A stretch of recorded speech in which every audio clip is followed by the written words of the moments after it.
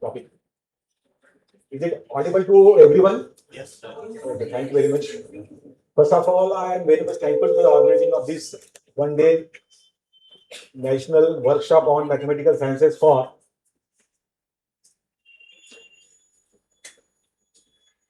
uh, beyond the classroom, mathematical sciences beyond the classroom and interdisciplinary approach. I am not the expertise of mathematics. I am having the expertise of physics, no doubt. But without mathematics, learning different interdisciplinary subjects is too difficult. And I am trying my level best through my presentation. It is a converse of all those mathematical sciences, including mathematics, physics, engineering, nanoscience, computer science, all those things. How such a mathematics played a great role in building the nanoscience at the beginning, because 2021, 2025 and 26, which have entered in the International Year of Quantum Physics. And as you are well aware, this 21st century is the century of nanotechnology, and nano, the world has given a lot, and therefore, what we are looking for today is a future computing process, and future computing process is the quantum computing. So we are living in the age of classical computing. What does it mean? What would be its future, and what can be done in future computing? How it is possible? And I must tell you that without the knowledge of mathematics, so we need mathematical foundations in building nanoscience. This particular first slide, which I have kept for understanding of for the students, representing that nanoscience is totally built up of mathematical sciences. So it indicates that because nanospectrum is of 3 nanomaterials, one is twice 2D, 1D, 0D, which means that these are the quantum confined materials to be well studied in nanoscience, which has been useful for technological perspective, and without the mathematical equations, because that mathematical equations which can be derived and which helps the nanoscientist to use it for which kind of the nanomaterial to be designed and for a particular application point of view. These mathematics represent the calculation of density of states. Now, what is the density of states? It is nothing but the number of quantum states per unit energy range per unit volume applicable for a particle, or in other way, the particle as an electron. So, when I talk about a particular electron present in the material, of course, material means material consisting of the atoms, and inside the atom there is electron revolving around the nucleus. The electron play the role. Of course, today's supercomputer is based on superconductor, in which the electron plays the role, and electron forming a pair known to be the Cooper pair, and which indicates a tremendous increase in its conductivity, and definitely it is used in supercomputer, but which is not a quantum computer. It is of course the classical computer and its advancement is supercomputer, but I am now going to focus to this, though such quantum computer, it has not established in India, but nowadays it has been established in America. Google, IBM have developed such kind of this quantum computer, but those quantum computer needs to be placed in a showcase which to be required, which is to be placed at a 0 degree Kelvin. Means 0 degree Kelvin is around minus 273 degrees Celsius, which is quite difficult to be used for such quantum computer made by Google and IBM at a room temperature. What is its usefulness to be operated room temperature? Now I am going to focus on a particular quantum computer which is to be operated at room temperature, how it is possible. Last year in March 2025, some scientists in Italy developed one advanced material that I am going to talk about, that advanced material to be used near future of the quantum computing to be operated at room temperature. So through this presentation, I will explore the thing related with the mathematical sciences to be useful for building the nanoscience, and nanoscience in which how can we prepare a particular material to be called as advanced material, and that advanced material, now exploration related with the two main thing. One is that advanced material probably showed a unique state of matter, as everybody well aware through mathematics or physics. There are five states of matter. One is solid, liquid, gas, plasma, and the fifth one is Bose-Einstein condensate. So out of these five states, there would be the possibility of a unique state of matter, and that unique state of matter, I must tell that advanced material which is named to be super solid. So super solid is now coming up, and it is, of course, when we think about a particular world which considered as a beyond imagination. For example, can it be possible to freeze the light? Right, freezing for a particular water is quite possible at a 0 degrees Celsius even, right? In freeze, in a refrigerator, if you keep the water, that water gets freeze. What is its temperature? It requires 0 degree Celsius. Mind well related with this Celsius and Kelvin. So I'm talking about a particular computer, quantum computer, developed by Google, operated 0 degree Kelvin means minus 273 degrees Celsius. Now I am talking about a particular material, that material to be considered as super solid, that would be the new state of matter coming up. It is not unanimously declared as a sixth state of matter.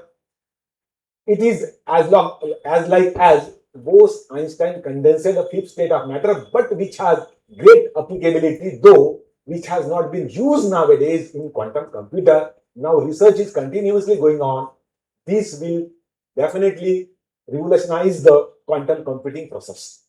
Okay, so these are my objective related to this presentation.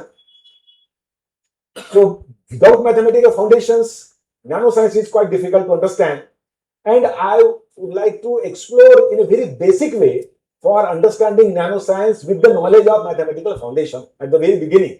Understanding the nanoscience, then it is used for developing a particular material, and then it is used for developing the quantum computer. That is my theme to go through this presentation now.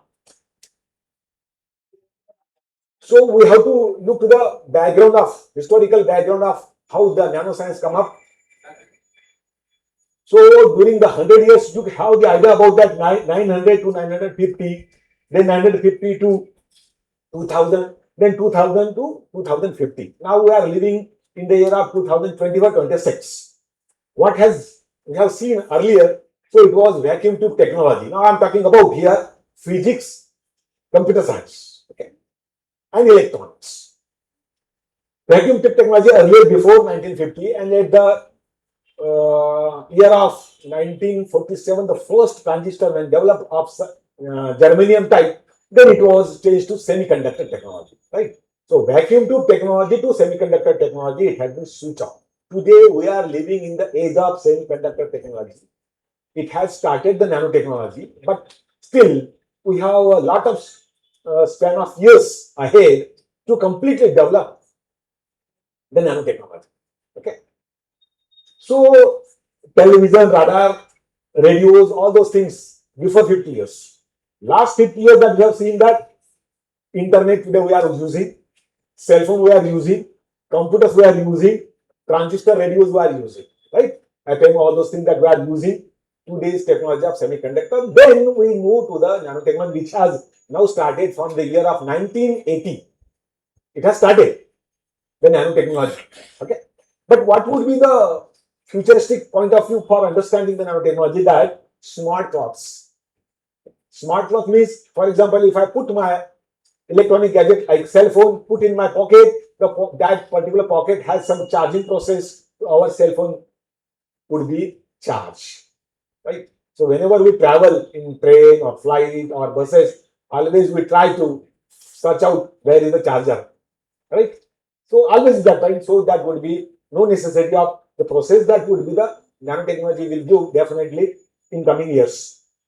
Nano robots in case of the medicine, e-textile, that is a particular smart cloth that we can consider. It can emit different color of lights. The same cloth will show the different colors. That would be a particular smart cloth which will be designed in the e-textile. Direct control of organic molecules. Then wearable wireless internet appliances. So you can have a watch, you can have a nail paint, all those things where you can have embedding computers. In that particular case, that computing process is said to be ubiquitous computing, and it is possible in nanotechnology process and the quantum computers. So, why there is a necessity of nanotechnology for developing the quantum computer? Because there is a particular scaling of the integrated circuits that I will show in the next slide. What is that? So, nano effect on computing at the beginning. So, it can be seen that in our past, mainframe computer was there earlier. So, students, they have not seen that mainframe computer, which we had seen at the when it has been developed. Mainframe, only one computer in a big room, and thousands of people were using one by one computing process for that particular mainframe computer. Later, the present is personal computer. So everybody has a computer personal through mobile or a particular PC available at your room, at your offices, at your colleges, human. Now, what would be the future computing that I am talking about? The ubiquitous computing with the help of nanotechnology and quantum computing. What is the role of quantum computing? How it looks like the quantum computing? That I will come to that particular diagram at the very last. How it is developed in Italy. So it processes complex multivariable possibilities simultaneously, and it is not possible for today's classical computer, even supercomputer, based on electron process. Now I am talking about the quantum computer based on photons, right? Based on photons means the freezing of light is possible. How it is possible? The freezing of light, it is not at 0 degree Celsius, at 0 degree Kelvin, the freezing of light is possible. And in 2025, when it has been experimented, it is quite possible for freezing of light. And it has taken almost 100 years, because we know Satyendranath Bose, who has given mathematical equations through his theory how the photons can be trapped. But there was nobody to work on that given theoretical idea by the Satyendranath Bose in 1924. I will come across at that time particularly what he has given the mathematical idea, and today it is possible the freezing of light, and that freezing of light not only give the new state of matter, whereas it would give us a specific advanced material help to design quantum computer to be operated at room temperature. That is the great research coming out with the knowledge of mathematical idea given by Satyendranath Bose. So that is the electrons. When we see that, why we are talking about the nanotechnology, we are not forced by anybody. We are deliberately moving. What we are seeing here, what were in 1900 and now what is today. So we can see that miniaturization means the technology has been changed to a smaller and smaller devices. When we talk about the nano, means smaller and smaller devices with greater applicability, greater processing speed, greater memory devices. All those things is possible, and there is a reduction of size. So we can see 10 centimeter to 1 nanometer, it has been taken around more than 100 years. So we can see this particular history tells us that we are moving towards the new technology, emerging technology is nano, and thereby we are finding out the quantum computing process next. So it is a Moore's law for related with the miniaturization of integrated circuit. Of course, it is related with the electronics and it is used in computer science. What was the Moore's law? So every 2 years, the number of transistors built in one integrated circuit become twice, doubles. Okay. So it doubles means that indicates this particular diagram shows that it is a decreasing in the dimension, means size of the ICs is getting down, decreasing, whereas the processing speed is increased. This particular diagram says that so as we reduce the size of the integrated circuit, which means that large number of transistors to be built up in one small chip of integrated circuit with the same volume, we have the large processor. This particular idea with this background, we can consider this particular idea. Why the nanotechnology come up?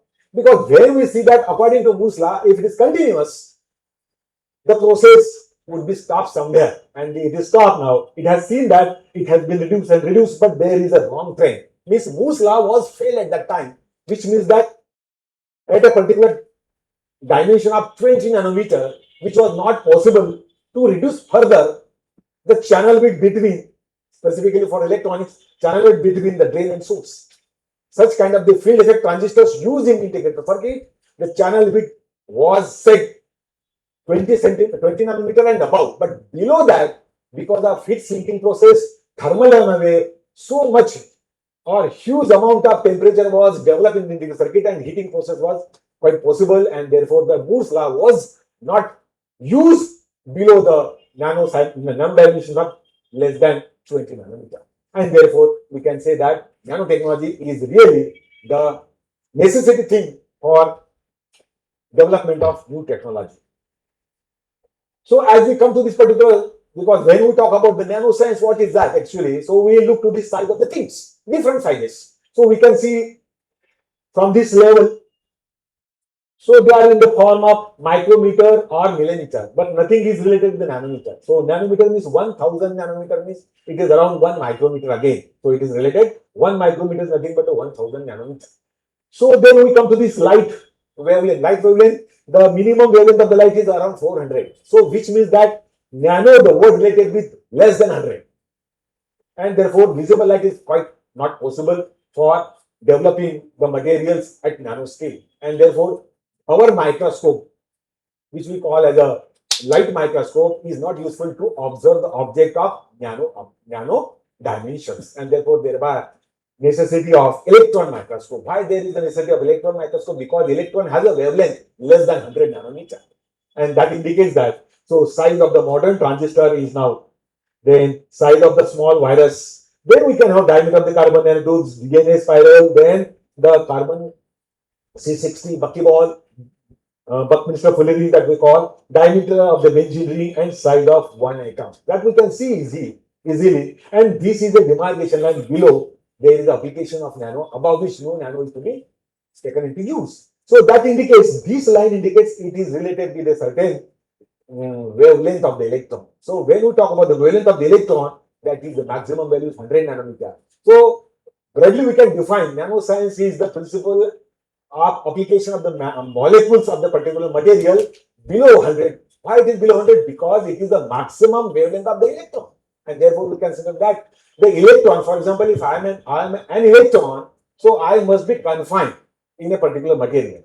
So what is my wavelength up to which I can move inside it? So what is the freedom direction for me? So that depends on confinement for the electron, and thereby leading to the quantum confinement. So next. So there was Richard Feynman, everybody knows, who has given one lecture in 1959 in America. There is a plenty of room at the bottom. So you just imagine that in 1959, the person who could well imagine there is a plenty of room at the bottom, provided that one should or one would work at molecules level or atom level. So nano devices could be taken into use. So his dream is considering as a foreshadowing of today's nanotechnology, and he is now called as the father of nanotechnology because he has dreamed at that time, and thereby considering, because he was awarded the Nobel Prize for the quantum electrodynamics in 1965. The same year I born. So 1965 is a very important age, particularly Richard Feynman, who got the Nobel Prize, and my birth time, right? So the next thing. So nanoscience is 1 nanometer 10 to the power minus 9 meter that we consider. Less than 100 nanometer, it is related to the wavelength of electron. So nanoscience can be broadly defined. Nanotechnology can be broadly defined because the technology to be used by using the materials. Material study under science. Used for technology is nanotechnology and nanomaterials. So materials with the particle size, the dimensions of at least one dimension of at least less than 100 nanometer or wavelength of the electron. It is broadly different with this particular background. So 100 nanometer is the important point specifically for that point. Now the important concept related with in our physics, then mathematics, how it is applied. Why do materials behave differently at nanoscale? The question comes in our mind. Why do materials behave differently at nanoscale? Because if you have a gold at room temperature, it is a solid. But at room temperature, if the same gold is made up of nanomaterial, it would be liquid. Why this happens? And it is experimented that gold looks at room temperature It's a solid. Why it is? Because it is made up of bulk material more than the nano particle size. So many that copper would be a transparent after nano size. Then materials can be semiconductor metal or metal. Carbon itself, initially the insulator, diamond you can have, right? But it can be a metallic, it can be a semiconductor. Means the property of the same material gets changed when the same material is reduced to nano level. That was the point. Solid can become a liquid at room temperature, just like a gold. Ferromagnetic can become a paramagnetic. Nickel, iron, cobalt. Non-luminescent silicon is a non-luminescent. Silicon nowadays can emit the light when the silicon is made up of nanoparticles. Right? So these are the tremendous change in the property of the materials at nano level. Why it has happened? What is the role of mathematical foundation in that case? Because today's your workshop is related to the mathematical science and applications. So how does that mathematical foundation use in understanding of nanoscience in a very simple mathematical way? So there are the two reasons why do materials behave differently at nanoscale. Nanomaterials have very large surface area to volume ratio. It is the mathematics background. Surface area calculation, volume calculation compared to that of bulk material, which means that there is certain ratio surface area to volume specifically for nanomaterial is very large, and therefore that is one of the reasons to show the material differently. Second reason is nanomaterials have very large surface atoms as compared to their counterpart of bulk materials. Means if you have a nanomaterial on the surface, there are large number of atoms compared to the number of atoms inside. So ratio of number of atoms on the surface to the number of atoms inside, that ratio is better for the nanomaterial. These are the two things. Mathematically, how can we prove that? Let us consider the different shapes. So irrespective of the shape, cylindrical type of material, then spherical type of material or cubical type of materials given. The material is made up of all those nanoparticles have different shapes. The mathematics play the role of understanding the nanomaterials behave differently. So as you are the student of the mathematics, you can easily calculate that for a particular sphere, the volume of the sphere, the surface area of the sphere. So if I consider that this sphere is a nanomaterial, nanoparticle, the radius of that particle is now r. You can calculate with the mathematics applied that surface area is 4 pi r square. Then volume 4 by 3 pi r cube. Now its ratio, surface area to volume ratio can be calculated as A by V equal to 3 by R. This is mathematical equation tells us for such sphere. Now what is denominator? Is small r. Small r is the radius. Smaller the radius, larger will be the ratio of course, right? So as we move towards the smaller and smaller r means smaller and smaller dimension of the nanoparticle. As we reduce the dimension, what we are increasing the ratio, which means that nanoparticle possesses larger ratio for such kind of a spherical. So that sphere having very large surface area, which means that that sphere is of nanoparticle sphere. Next is similarly you can easily calculate for the cylindrical particle as well as the cubical particle. What is the ratio come out? 2 by r. Again, r is nothing but the radius of the cylinder. Smaller the radius, right? Smaller the radius means one dimensional nanomaterial is born, right? Similarly for cube, again you can have the formula, mathematical formula helps to calculate the average particle, that calculate the surface and volume ratio, that 6 by L. L is the side length. So smaller the side length would be the larger ratio, right? It's very easy. This particular mathematical foundation helps in designing the different nanospectrum 2D, 1D, 0. At the very beginning, I have shown that particular description. Right, next. So what we have seen, irrespective of cube, tube, and sphere, so dimension is decreasing. The A by V ratio is decreasing with the increase of the dimension. Smaller the dimension, larger this. This particular interpretation, analysis come out from the mathematical background applied for a nanoparticle.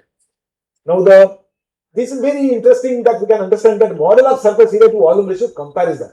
So if you have a cube of length 1 meter, that cube is now divided into 8 pieces, right? And again again, if you are able to divide many number of pieces, what would be the surface area?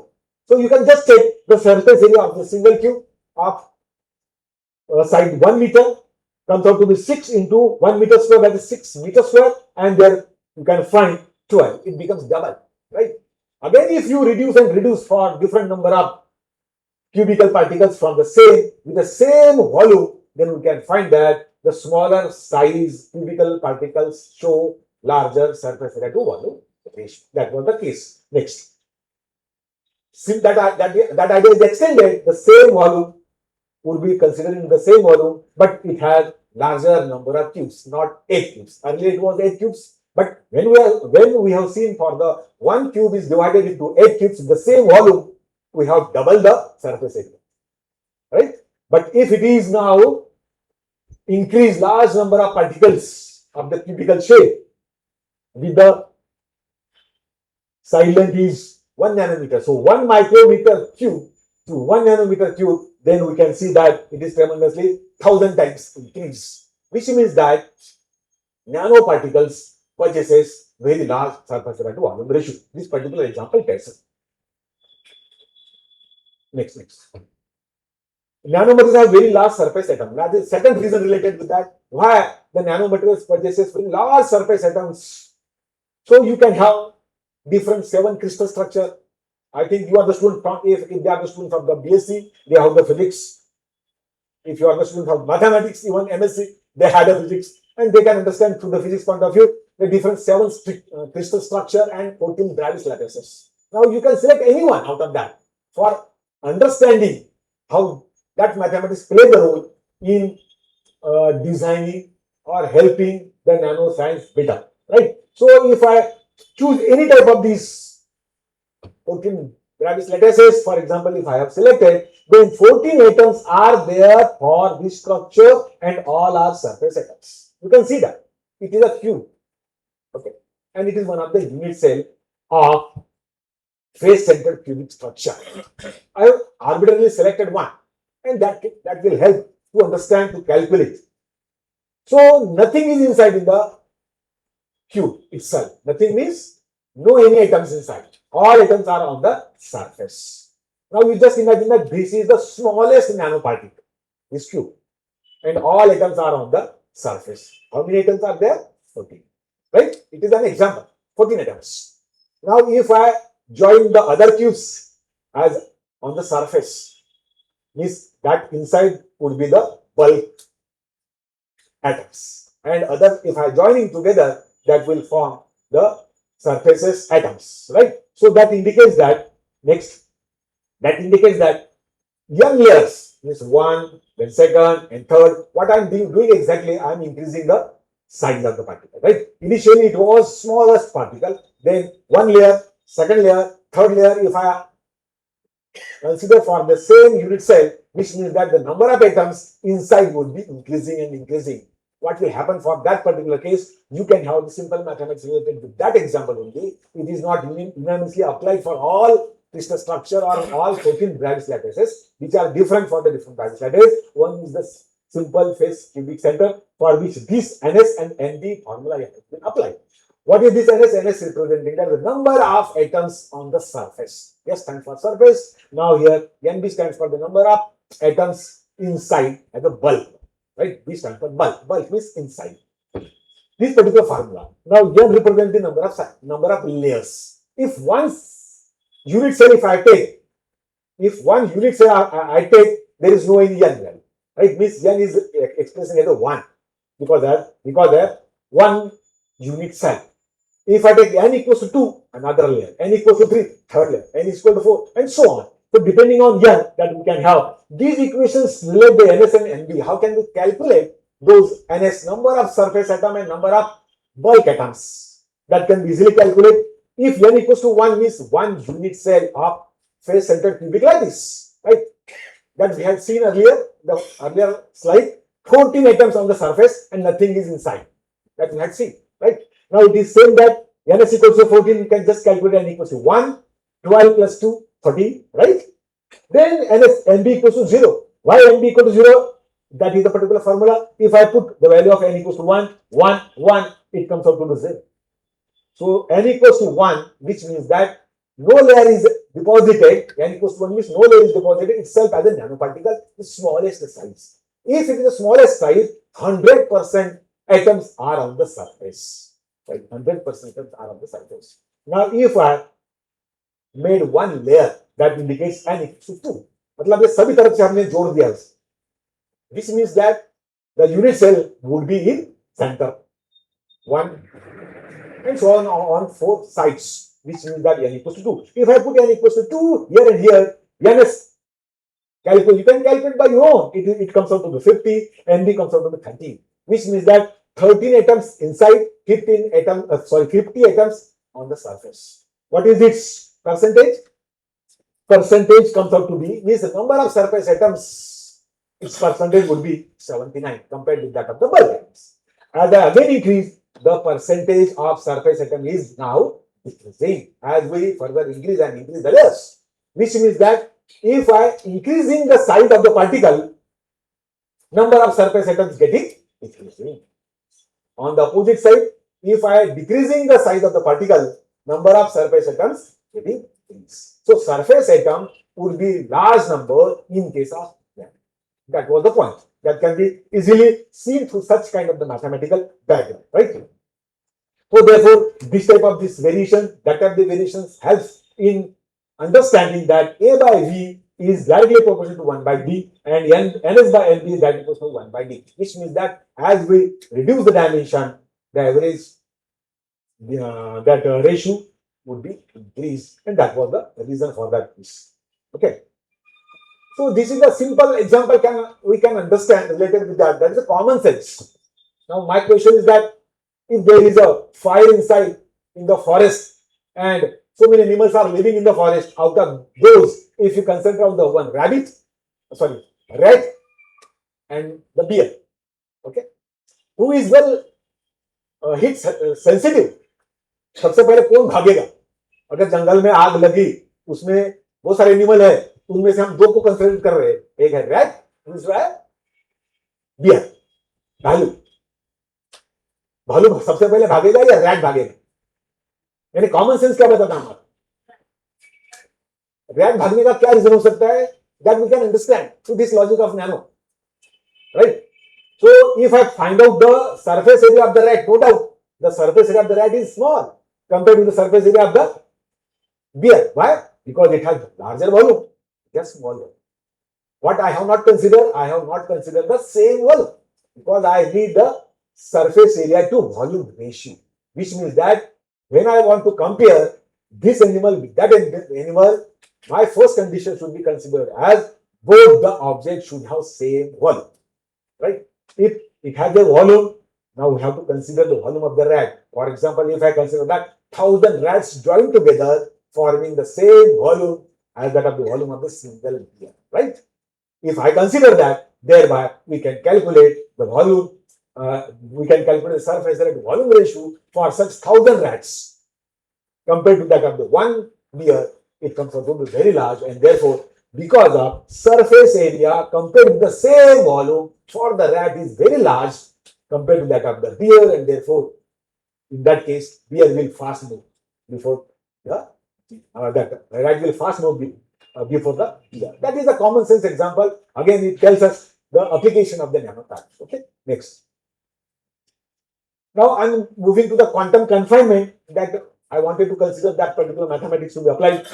Now, what is the quantum confinement? Confinement, it is very important in understanding the quantum mechanics and therefore quantum computing process. The energy of the electron is discrete, that we consider. It is quantized, therefore the quantum mechanics apply. Quantized means discrete means jump. It is not a continuous in case of nanomaterial, whereas it is continuous in case of bulk material. That is two things to be separated from one another. So 3D material is a bulk material in which 3D, the point itself indicates that the electron inside the 3D material is having all three dimensions are free. The number tells 3 dimensions free for the electron. For example, if I have an electron inside the room, whether I have been trapped or not, I have not been trapped inside this room because I can move inside easily. But you can just imagine that the room is very tight to me. I am not unable to move, right? Then which will indicate that if I am an electron or a particle, I have been trapped inside, which means that this dimension, this dimension, this dimension, all three dimensions are confined to me. If all three dimensions are confined, such kind of material is said to be zero dimension because I don't have any freedom dimension. Zero. Right? Zero dimensional materials means all dimensions are confined. Right? One dimensional material means I have one dimension free to either x or y or z. Other two dimensions are confined. Accordingly, we can classify this is completely 3D material. For example, a smaller dot, which means it is a particle or an electron, placed inside, it is totally free in all three dimensions. Therefore, it is three-dimensional, but it is not a nanomaterial. Nanomaterial should have at least one of the dimension confined, right?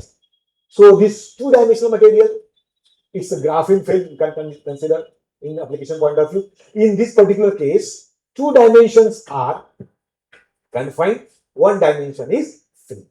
Here in that case, one dimension is confined, two dimensions are free. In that case, all three dimensions are confined. Right? So, number of confinement depending upon we can classify the nanomaterial either 3D, 2D, 1D, 0D. Right? And the density of states can be easily calculated. So, which means the quantum dots. 0D material is a quantum dot. Simply dot. Dot है मतलब क्या कहीं घूमने वाले नहीं. Dot means stable, unable to move because it is having constraint motion, confined. Okay. Quantum wires means electron are easily to move along only one dimension. So therefore, quantum wires, nanofibers, carbon nanotubes, all those are examples in that case of one-dimensional material.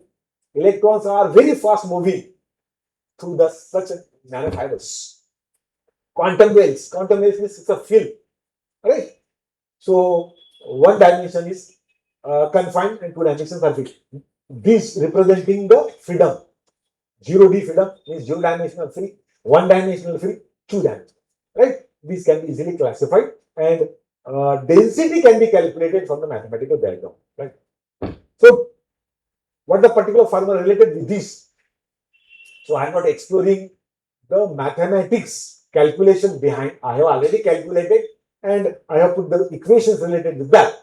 We can simply understand that 3D means all three dimensions, AX along X axis, AY along Y axis, AZ along Z axis. What are those? Those are the dimensions related.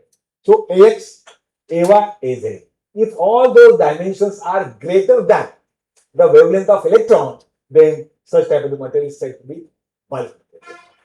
And for that particular case, the energy of electron, if it is placed inside such 3D material, that energy is expressed mathematically by h square by 2m k square plus ky square plus kz square. Representing k, it is a k space momentum expressed in that particular way in physics, and therefore the energy is continuous. If it is expressed in the form of numbers, k can be expressed as n pi by a. If it is expressed, then it is indicated that the energy is distinct. So energy is continuous. And the wave function associated for such electron present in 3D material is neither expressed by cosine term or sine term. It is simply expressed in the form of exponential. So exponential of ikx, exponential of iky, exponential of ikz. So if it is representing that, means wave function here in such 3D material is not expressing for quantizement or confinement. So it is a bulk one. Next is 2D material. In case of next 2D material, here we can understand that this particular picture can be imagined as any one dimension can consider. This is the picture representing that AX along X axis is small. That is less than or equal to wavelength of electron. Only this. Whereas AY, AZ, they are greater. Which means that the electron, when it is placed inside such material, that electron is confined along x-axis because the dimension of x-axis is less than or equal to 100 nanometer or wavelength of electron. So the electron is free along y-axis and z, free, and therefore 2. whereas one dimension is confined. So this particular mathematics again tells us that the energy comes out to be along x-axis is expressed in the form of n instead of k, and therefore along x-axis the energy of the electron is confined, it is quantized, whereas along y-axis and z-axis it is continuous. Okay. And the wave function again it is expressed for along the x-axis it is expressed in the form of sine term. If it is expressed in the sine term means it is confinement, whereas expressed in the exponential term means it is continuous. Right? These are the two expressions from mathematics point of view to apply to analyze the material itself. Next one is one-dimensional material. Here in this case, you can imagine what kind of the dimension is confined. Here z-axis is not confined. Ax along x-axis, Ay along y-axis are confined. Az is bigger than the electron than the wavelength of electron. Therefore, along z-axis, the electron is free, right? Along x-axis, along y-axis, the electron is trapped. The electron is confined. And therefore, in that case, when the two dimensions are confined, then that two dimensions, the energy can be expressed as discrete, expressed in the form of n. The first along x-axis, second along y-axis are confined. Whereas third along z-axis, it is expressed in the form of k. Right? So k is replaced here, k is replaced here by n, and it is decided the factor of quantum number. Okay. So that particular energy expressed calculated by mathematics that helps in understanding what kind of the material itself. Right? Similarly, the wave function associated. So along x-axis expressed in the form of sine, along the axis expressed in the form of sine, whereas the along z-axis it is expressed in the form of exponential. That indicates along the z-axis the energy is continuous expressed by the wave function, whereas it is related with quantized. And it is very obvious for the 0D material again, which means that Ax, Ay, Az all are less than or equal to the wavelength of electron. And therefore, when the electron is placed inside such material, that electron is 100% trapped. Right? It has no freedom. Therefore, there is the material to be called as 0D. 0 stands for zero dimension free. Right? It is very clear related to that the again energy expressed all three terms expressed for the energy of the electron in the form of quantizedness, in the form of discreteness, expression, Nx, Ny, and Z. So 100% discrete energy for that electron present in 0D nanometer. Right? It is again expressed in the form of wave function sine term, along the three-step axis. So what I mean that the nano dimensions for the nanomaterial well established from the mathematical foundations. That mathematical foundations, calculations of energy, calculation of wave function, right? All those things tells us that a particular material of what dimensional type, and therefore we can have a particular material to be designed in nanotechnology, right? So this, I mean, a particular mathematical background, and therefore at the very beginning I had shown this slide indicate that here the density of state, again it has some calculation process which I have written directly. It needs some mathematics background. What is the density of state? Density of states is the number of quantum states applicable for the electron for its location inside the material.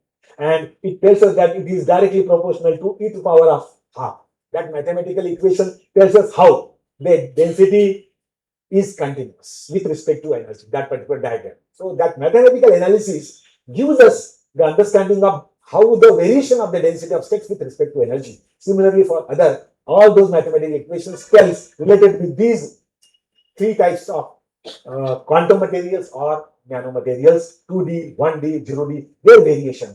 So this indicates that there is no any jumping for the electron in the diagram shows of density versus energy, whereas below 3 in case of nanomaterials, thereby we can see that there is jump then move, jump and then move, which means that jump means a particular one dimension is jump, another two dimension is continuous. Two dimensions are jump, one dimension is continuous. All three dimensions are jump, only lines.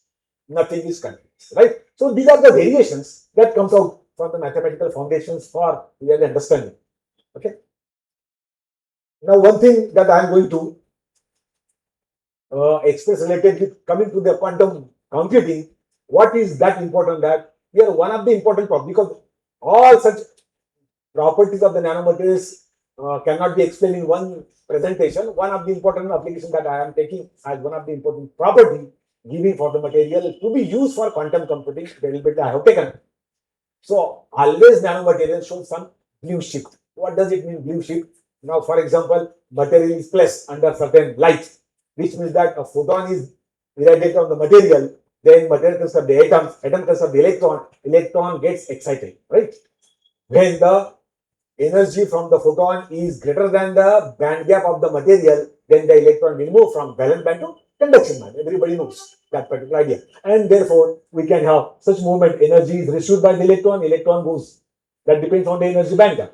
Okay. So, larger the band gap, which means that the material is a blue type. So, blue type color emission, which means it has a larger band gap. That was the idea coming from this particular diagram. Now, interesting thing is that related of excitant. What is excitant exactly? When I take a particular semiconductor material, because if I want to go to the advanced material, that advanced material used as quantum material for the quantum computing, where we require a particular semiconductor, gallium arsenide or aluminum doped gallium arsenide, such kind of semiconductor material if I use and some light is passing through such material, which means that is it possible for that light is receiving by the material, whether the light get freeze inside it. So that was my first point, that freezing of light is possible or not. So in that particular case, I want to express related to that when the light consisting of the photons, when the photons irradiated on the material,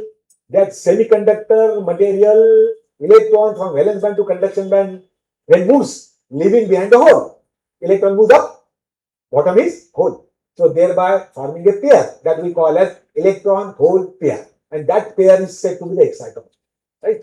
When the light comes inside the material, exciton created and photon is now continuously interacted with the exciton. So photon exciton creates one kind of quasi-particle that is known as polariton. So that polariton is interesting to understand as a photonic material for quantum computing. My point is that I hope that within 10 minutes I will try to explain related with that in a very brief way, not in detail. How the mathematical diagram was applicable for understanding quantum, understanding for nano, that I have taken, but I am not going very fast related with that. So such kind of the mathematics we require specifically for when we talk about the blue shift seen in case of the semiconductor nanomaterial, which means that these are the quantum mechanical expressions from the mathematics point of view is applicable. So the Bruce was very famous in those days, and he obtained the energy of that exciton in terms of the delta E. Delta E is the change in the energy band gap of nano and the band gap of bulk, and it comes out to be that particular value. And that diagram expresses simply that whenever the material is reduced to nano, from color of emission red to the blue is quite shifted. So that is a blue shift is observed in case of nano because of this mathematics, right? Next one. Now, after this, so that mathematical foundation is useful for nano, and nano different kinds of materials. One of the interesting materials are as supersolid. I'm talking about that supersolid because though it is today's necessity to understand for everyone of mathematical sciences people, a unique state of matter comes out from that particular case. And it is used for quantum computing to be operated at room temperature. How it is possible? You can see the different states of matter, 5 states of matter. Right? So it is a unique state of matter comes out, whether it is same to that of the Bose-Einstein or not. So I go very fast related to that. Then I am coming to the photonic supersolid. Supersolid means it is existing, no doubt. Supersolid as a superconductor. But if it is called as photonic supersolid, which means that supersolid is designed as one advanced material with the help of photon, with the help of light. And inside the material, what type of material it is? It is a nanostructure, gallium arsenide with the dope of aluminum. Then it has a micro-regions, micro-cavity, which are responsible for trapping the photon. When the photon gets trapped inside, as I have explained earlier, that how the electron is trapped, how the electron is confined. So when the photon gets trapped inside, that is known to be photonic supersolid, right? So photonic supersolid, which means a new kind of material is developed, and that type of this development is not a new today. Though the Italian scientists showed experimentally But our physicist from our India, that Satyendranath Bose in 1924, through mathematical background, given theory for the photon and different kind of laws of photons have been developed theoretically. Planck's law of radiation, Rayleigh's law of radiation, Wien's displacement law of radiation, Stephen's law of radiation, all are related. The radiation is all are related with light, all are related with photons. So such kind of theory has given by our Satyendranath Bose that has been taken by some scientists in Italy, and they could experimentally prepare photonic supersolid. Right? Those photonic supersolid is nowadays using in developing of quantum computing. That much work. So such fast challenges. Classical computer, quantum computer, how it differ actually? Classical computer means today we have laptop, today we have smartphones, all those are classical one. Even supercomputer is also classical. Why they are classical one? Because they are using only 2 bits, 0 and 1. Right? 0 and 1. Even your calculators 0 and 1, binary number systems means one either 0 or 1 to be operated at time. Whereas in case of quantum computer, qubits are bits, digital bits, quantum bits. The quantum bits abbreviated as qubits, quantum bits. What kind of the quantum bits? Of course it is. And without this theoretical knowledge of quantum bits, the material we are talking about as advanced material like the photonic super solid, it is useless. Therefore, we require the meaning of understanding clearly for the qubits. Okay. So 0 or 1, which means that light is, for example, on, off. Switch is on, off. For example, if I toss a coin, it would be either head or tail. What is the probability of tossing a coin? What is the probability of tossing a coin for getting head? 50%. Mathematics student can easily tell us that 50%. Is it true? The 50%, it is written in books. But you have to go beyond the classroom. Statistically, it may not be correct, the 50%, because when I toss a coin and the coin root comes out as a standing like this, means neither head nor tail. What is the probability of not getting head? What is the probability of getting tail? Right? So such kind of this mathematics helps in design. If I toss a coin and coin is now simply moving, showing head and tail continuously, right? So that indicates that it is neither head nor tail, neither 0 nor 1, but it tells the superposition of both the things at the same time. These are separated bits, 0 or 1. 0 cannot be mixed with 1, whereas 0 and 1. Because we know that the electron moving inside the atom, it is now moving in its own orbit, it is moving in a spin motion. Means it rotates like this, right? Which means that the electron has 2 spins. One is up, second one is down. Therefore, we can consider 2 bits, 0 and 1, accordingly. But the electron is moving in all directions. Therefore, sometimes it becomes 0 and 1. Means we cannot imagine to measure whether it is 0 or 1. It is a continuous process, which means that it is only due to superposition of 0 and 1. Superposition of up and down. Means nobody is telling that whether it is whether it is up or down. So with this background, there was the Schrodinger in our physics. Through mathematics point of view, it has been taken that Schrodinger cat. Have you understood the word? Schrodinger cat. Which means that this famous example given by the Schrodinger. He put a cat inside the box, and inside the box a bowl of milk and some poison is kept, and the box is closed. And he had a question that whether the cat is alive or dead when I open the box. अब ये question तो इतना simple सा लगता है. Classically क्या होगा? अगर उसने पिया हुआ दूध तो डेड, नहीं पिया होगा तो जिंदा. ये क्लासिकल थिंकिंग है. हमारा सोचने का लॉजिक क्लासिकल में बढ़ता ही नहीं. Therefore, we consider that we should think quantum mechanical. In quantum mechanical means for such example of Schrodinger cat. So our answer would be both. The cat is dead, cat is alive, because the superposition of dead and alive, मतलब continuous process है. So we are not able to imagine whether it is dead or whether it is dead or alive. So it is the superposition of the two, and this superposition of the two, this particular simple example tells us in design the qubits 0, 1, both. Means there are so many combinations coming out in between the two. And I'm talking about the quantum, that is photonic supersolids. Photonic supersolid has two states. One is the crystalline solid as a continuous pattern of arrangement of the photons, whereas it is a superfluid. Means the two states of matter coming for a one material as a photonic supersolid, and therefore it is continuously switching. That particular scientist could show the continuous switching of the two states, and therefore such material can be useful for quantum computing. That was the point. I think you had a question. So there is that concept of particles. They behave differently under observation. Can the same be applied to showing this fact? Because until the box is opened, the cat can be both alive and dead at once. But when we observe it, then it takes up a particular So result. for the measurement purpose, for the observation purpose, classically it's okay. Classically we can observe 0. Yeah, it's 0. It's 1. Yeah, it's 1. But quantum mechanically, we cannot measure one state. Quantum mechanically, it is superposition of the two. मतलब कौन से state में है, हम बोलेंगे 0 तब तक वो 1 हो जाता, हम बोलेंगे 1 तब तक वो 0 हो जाता। अब ये टॉस कर रहा हूँ, घूम रहा है, आप बताओगे कि इधर में आने वाला साइड जो है हेड है कि टेल है, it is continuous process, right? That logic is applied to the quantum mechanics. Therefore, nobody can easily measure whether it is 1 or 0, and therefore we need to take 2 qubits simultaneously to be operated in superposition mode. Okay. So superposition principle from the quantum mechanics is used in understanding of qubits. Okay. One of the quantum mechanics.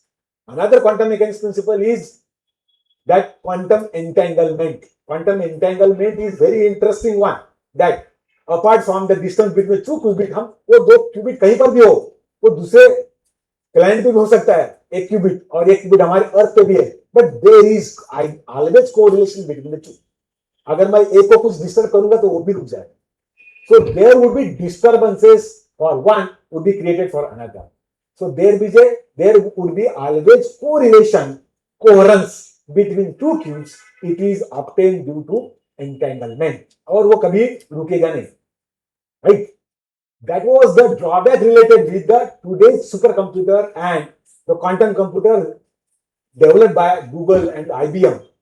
उसमें क्या है, coherence जो है entanglement का qubit का, आपको they are using the qubit 553 qubits, the first developed quantum computer by Google. They have to always keep in 0 degree Kelvin. Why?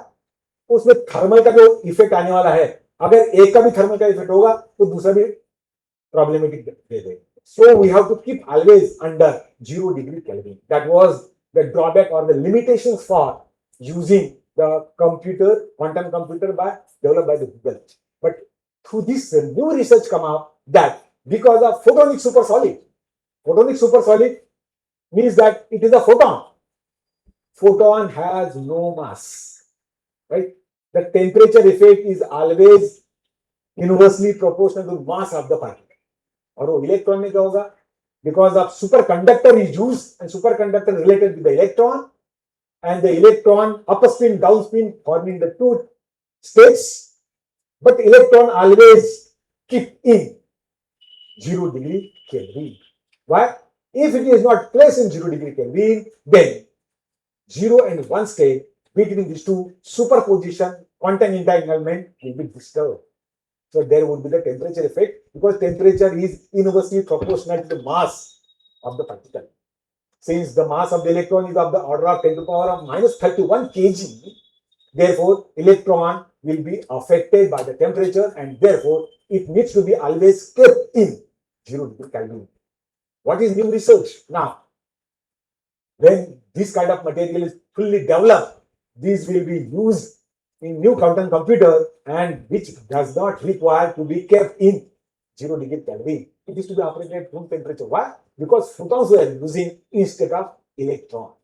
Okay, so photons are using, so 2 photons for the 2 qubit, and there is always interaction between the two, right? And thereby such qubits will be necessarily observed in new type of material that we consider as a quantum material or advanced material forming with the help of photons. That was my theme. I think the time is over, so I have so many slides again, but time is constant for me, right? Therefore, just have a look related to that. Everything is associated with the quantum computer. So that what I was talking about in 1924, the Bose has given theory that has been used in developing the new materials. Then Bose-Einstein condensation, what it is mathematically developed. Then next, then it is again applicable for the helium type of material. The superfluid is coming up for the helium means this kind of the observation you can see when it is kept in a particular bowl. Then you can see after some fraction of time, the bowl is empty. Means nobody is able to catch that liquid. That liquid is thrown away by its own. That is known to be superfluid. Means it has zero friction, it has zero viscosity, zero entropy. It can easily, flawless movement for light. Such kind of the material is prepared with the help of the Bose-Einstein condensation given theoretically, mathematically by Bose, and it has been experimented for different kind of materials. The Nobel Prize of Physics for 2001 awarded for what kind of alkali atoms, different kind of atoms have been used. Rubidium 87, first of all, and then sodium 27. They are used for that particular case, and they have shown experimentally the Bose-Einstein condensation, and therefore they have been awarded Nobel Prize. So then fermionic condensate, that fermionic condensate principle is behind the today's available supercomputer, today's available quantum computer with the help of that electron. So electrons are fermionic type of particles. They have their own odd integral spin, and therefore they always form a pair, one electron, one electron, and therefore they can show the superconductor nature. But they are using as an electron, and electron always needs to be kept in 0 degree Kelvin. That was the principle related with that. Next, frozen light. Now, frozen light means how it is possible to freeze the light. So it is, of course, hearing the statement like, is it possible to freeze the light? It looks like quite difficult. We are not able to catch, to trap the light, but it was possible. The Italian scientists could show related to that, which I already spoken of. Next. So that was the experiment theoretically given by that, and experiment is related with the some kind of the material that I was talking about, 2D nanomaterial, right? So 2D semiconductor structure, gallium arsenide, they are used, and thereby the laser beam is now irradiated through this reflector, and when the photon is entered into this system, then that photon is now continuously reflected between the two reflector and 100% absorbed by the material, right? Thereby creating of the electron and hole means it is exciton. So it forms the exciton and then polarity form. So that was theoretical explanation given by the Italian scientists, but experiment related with that was the quantum computer developed, right? So in the Italy itself. So this indicates that. So this is the diagram taken no doubt from the Google itself, but that diagram is helped to understand the quantum computer by using the photonic type of super solid. Now, super solid, the word indicates it has a two state. One is superfluid, and second one is the solidity as a crystalline material. Means the photons, when converted into polaritons are assumed to be trace photons, and they are forming a pattern, and therefore it is a crystalline. So turning crystalline as a solidity to fluidity, and again fluidity to solidity, these are the two qubits can be easily formed. And depending upon the number of the polaritons or the trace photons, pattern along the crystalline nature of the material, will be considering the different kind of the qubits form, and thereby easily observation of superposition among the such photons, and thereby you can have the development of the quantum.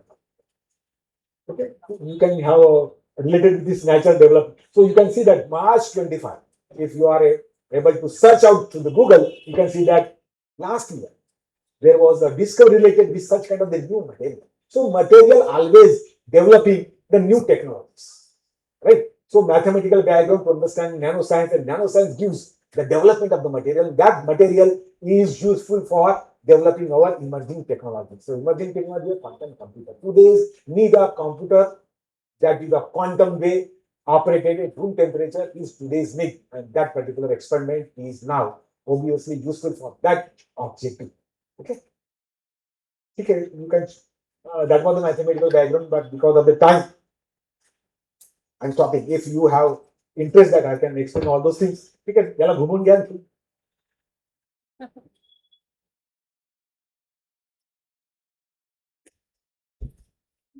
I tried my level best to cover up, but if you are, because of the time constraint, I could try my level best to cover up the big research related to that, which is today's need. I mean, now if you have any doubts related with what kind of mathematical foundations applied for the nanoscience and thereby fabrication of the new kind of materials and the development of new kind of the computers. These themes that I tried a level best to cover.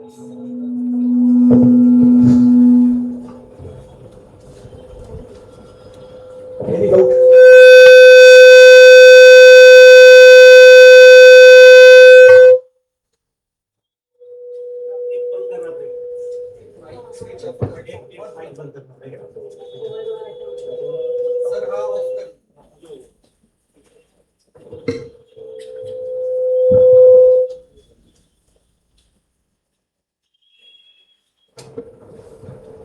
Thank you, sir.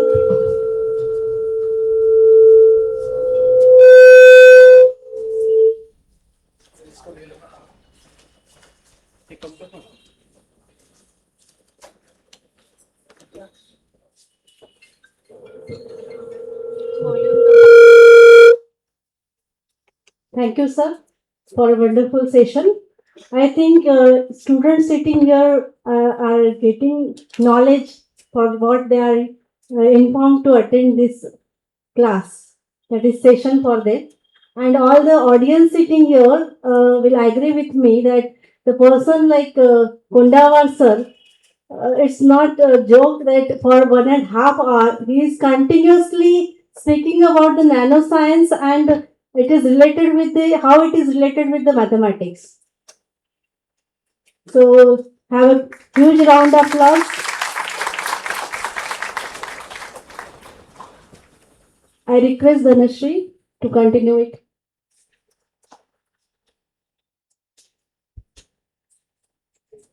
Thank you, Pavarna. On behalf of the organizing committee and everyone present here today, I extend our deepest, most heartfelt gratitude to our distinguished speaker, Dr. Subhash Kondawar sir. Sir, your presentation on the practical interdisciplinary future on how the mathematical sciences goes beyond the classroom was incredibly eye-opening and truly brought the spirit of modern scientific research alive for us.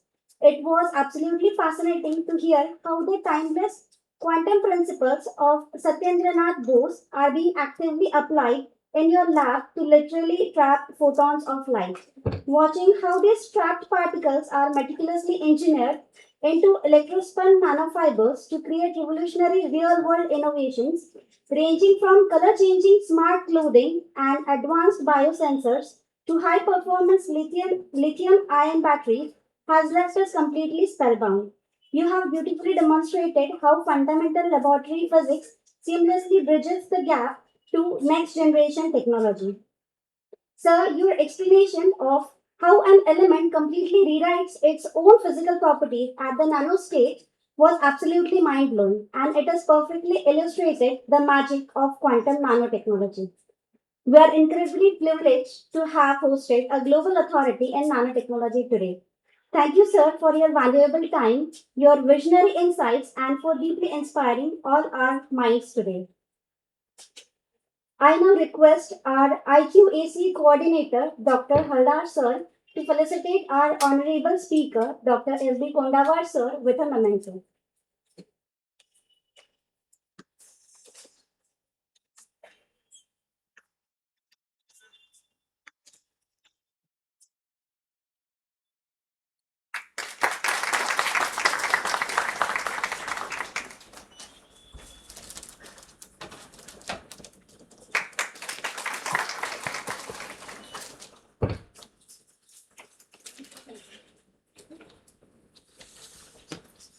Okay, now we have come for the conclusion of session 2. All the dignitaries and the participants are requested to join for lunch break till 2 p.m. On the third floor, Lunch is arranged at the third floor of this building. So kindly take your coupons along with you, all the students and all the participants, and have lunch. After lunch, we have to come again at the same hall for the next session.